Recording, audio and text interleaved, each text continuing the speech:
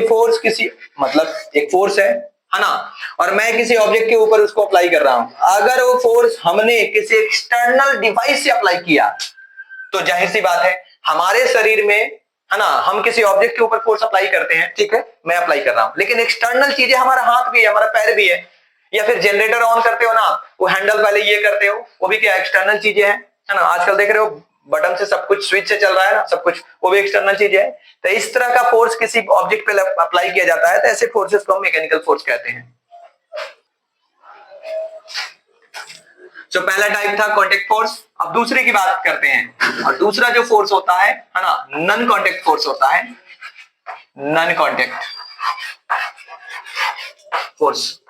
अब ये non contact जो फोर्स होता है ना, हम इसके बारे में स्टडी करेंगे। नॉन कांटेक्ट फोर्स क्या होगा? कांटेक्ट में हमने कांटेक्ट किया था, पहले हमने जो फोर्स अप्लाई किया बाई कांटेक्ट किया था, ये दूर से ही अप्लाई होगा। मतलब दो ऑब्जेक्ट के बीच में फोर्स अगर ये अप्लाई हो रहा है, एक ऑब्जेक्ट को दूसरा ऑब्जेक्ट फोर्स अप्लाई कर रहा है, तो कुछ दूर से ही फोर्स अप्लाई कर देता है।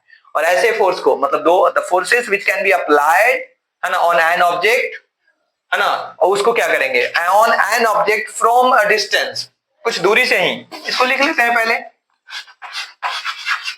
The force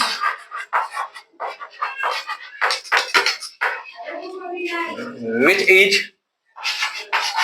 applied on an object, है ना,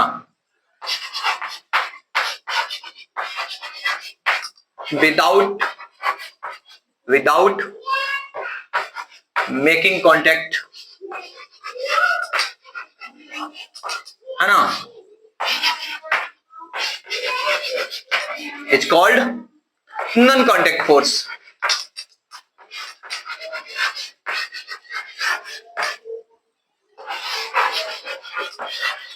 है ना।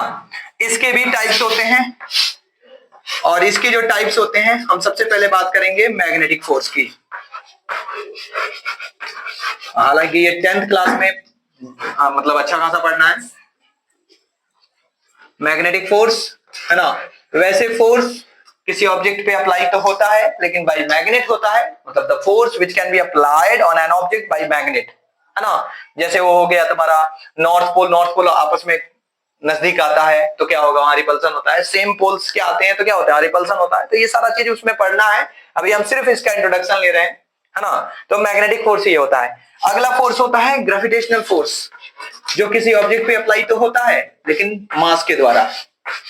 आप भी जानते हो हर एक ऑब्जेक्ट दूसरे ऑब्जेक्ट पे फोर्स अप्लाई करती है due to having the gravity. और ग्रेविटी का मतलब वो चीज नहीं होता, ग्रेविटी का मतलब छोटा ग्रेविटी बड़ा ग्रेविटी, वो ग्रेविटेशनल फोर्स में हम बताएंगे, है ना। अभी आप जान लो कि ग्रेविटेशनल फोर्स वैसे फोर्सेस होते हैं जो किसी ऑब्जेक्ट पे अप्लाई किया जाता है अकॉर्डिंग, मतलब उसके मास के अकॉर्डिंगली, वही ग्रेविटेशनल फोर्स होता है।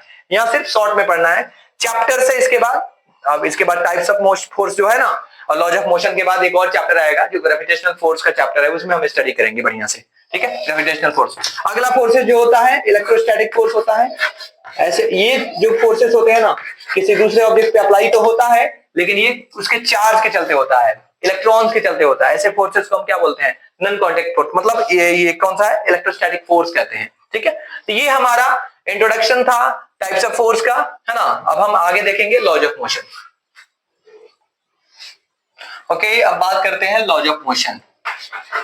फोर्स का इंट्रोडक्शन, उसका जो टाइप्स है ना, टाइप्स ऑफ फोर्सेस का जो इंट्रोडक्शन था वो हमने कर लिया है। अब हम बात करेंगे लॉज ऑफ मोशन की।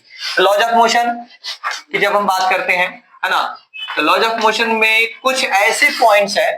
अगर हम बात करते हैं, न्यूटन ने सबसे पहला जो लॉ दिया था मोशन के बारे में, है ना, हम उसके बारे में पढ़ते हैं। लेकिन जो फर्स्ट लॉ है उसको मतलब बताने से पहले एक मैं बता दूं आपको सबसे पहले कि गैलीलियो ने सबसे पहले डिस्कशन तो किया था कि किसी भी ऑब्जेक्ट को रोकने के लिए, मतलब उसके